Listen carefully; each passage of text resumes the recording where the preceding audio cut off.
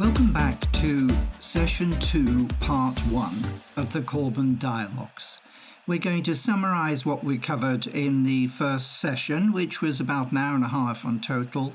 We're going to talk a bit about the importance of time and money in the world of work.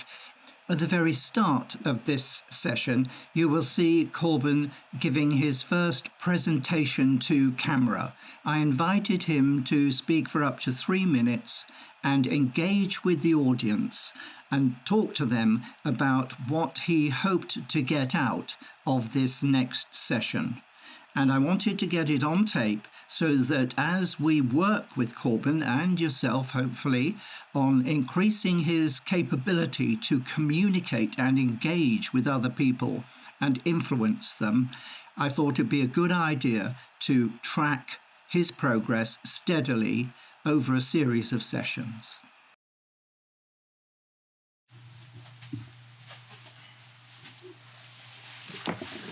It's day 2 of the University of Life with Graham, and today I think we're going to look at some conversational power, how to build personal confidence, and some Gestalt theory. I'm just waiting for Graham now. Ready when he is.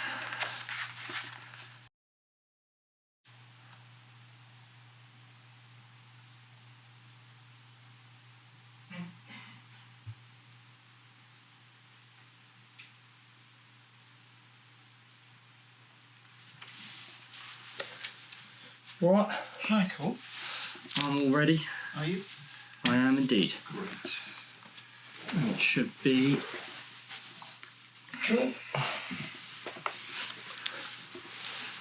Okay.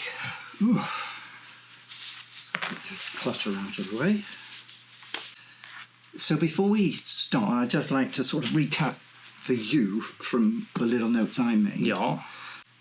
And the key things I think we covered, which was we went through needs and wants. Yeah.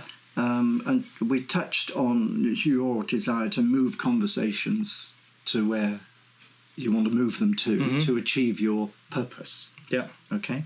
So it's identifying the purpose behind a conversation. And I gave you an analogy. It might be to to get a job or whatever. Okay? You wanted to learn how to, and I put the word harness on you. You wanted to know, or you want to know, not wanted, you want to know, but you wanted during the conversation, and you still want to know how to harness your potential. I differentiate between wanted and want, because wanted is in the past and want is in the present. Yeah. Again, word sensitive, the differences between past and present and current and so on. Right? So we can get into that. It's much more in terms of economics that current things come in. Okay? It started off with you saying you wanted public speaking skills, and then we drilled down and we found actually more about confidence generally, of one-to-one, in a small group and then a large group, and that's fine. Then the word confidence came out quite strongly. You want to learn a skill set. You mentioned presentations, but you also mentioned interviews. So, and you've got an interview in now probably 3 weeks or thereabouts. Yeah. So, in my mind, I don't know what yet you've written down you want to do. Don't tell me just yet, okay? But I feel we need to get into the whole interview thing, because I want these sessions to be practical rather than just abstract.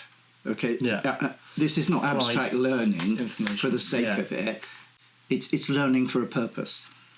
Because out there with Google and Wikipedia and everything, there's a massive amount of data, and you might call it information, but I differentiate. I say information is data with a purpose, or relevant information. Okay, so there's that. Try writing down now 3 reasons for watching these dialogues. Oh, I mentioned things for you to have a look at. Maybe look on YouTube or something to do with power, personal power, not just power generally. That'd bring up millions of hits. Yeah. Personal power and status. So that's to kind of just summarise where I thought we were. But I did invite you to go away. I gave you a book on criticism and prose, which is a bit like throwing you in the deep end. But what I wanted to do was start a process whereby you were self-educating. Because when you go to school, you're educated. It's push. Do you know what I mean? Yeah. And I want to sort of start getting you into the pool, but in a context that I know too much pulling information off Google or whatever is a trap. It's a time trap because there's so much. Okay? So now I've stopped you talking to me twice, but I've done that on purpose because we are videoing. And I want, in a more spontaneous way, I would have just let you interrupt me and we would have gone from there. But it's slightly artificial. But now I'm kind of switching into listening mode. Okay. Well, I don't mind what we do. I looked into some of these first three things: the Gestalt theory, the conversational power, and the personal confidence. And the one that I didn't understand most was the Gestalt theory. So I thought I could ask you about that one. Okay. Let's kill that straight away. Yeah. Or cover it immediately. Okay. Gestalt is one of the most important superpowers that lie within you and you've hardly used at all. During these sessions, we're going to help Corben develop those superpowers that are there within his Reticular Activating System and also Gestalt. But I give you a word of caution now. If you look up Gestalt on the web, you're going to see a lot of rubbish and some of it quite destructive, especially an area called existential Gestalt. However, there are some good videos, especially Khan Academy, describes the 6 principles of Gestalt, which were developed around 1920.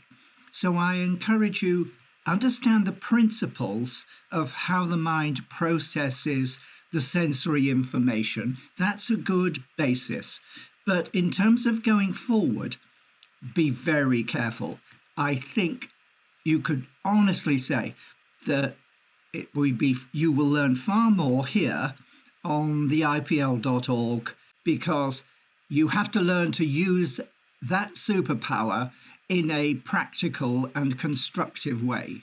Now, if you do learn that, it can be a gateway into a wonderful world where you see far more of what goes on around you. And then you potentially can use that understanding, that increased awareness to set your own path to a better life.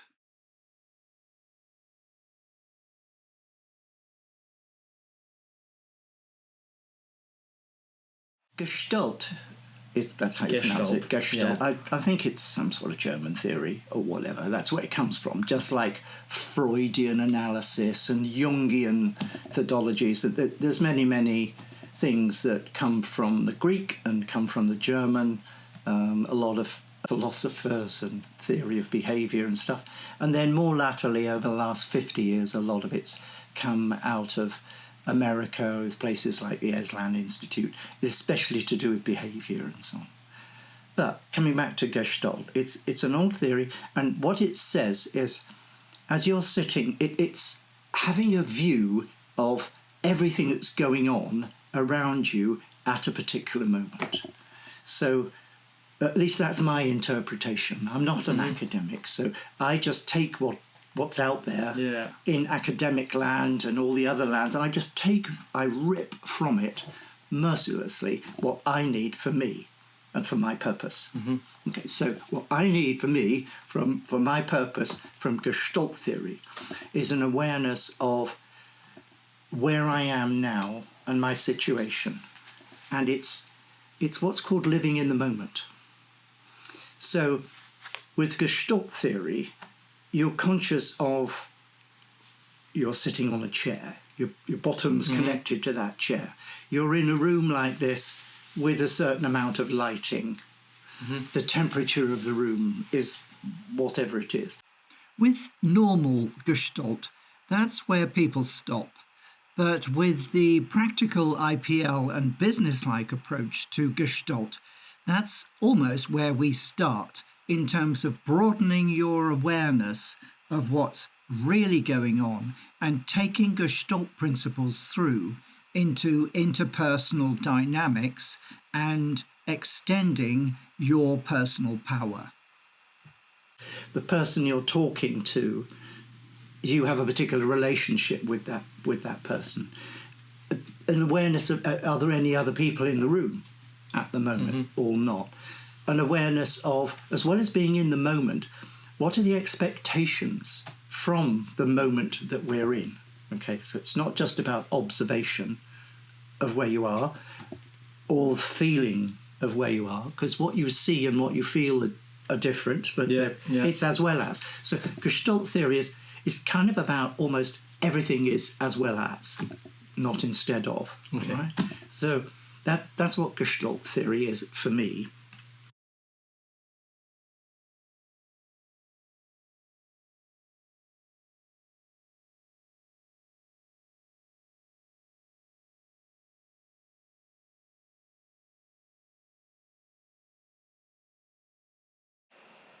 We're now going to give Corben an example of using practical IPL Gestalt methodology. So you go into, let's kick into interview, for example. Okay.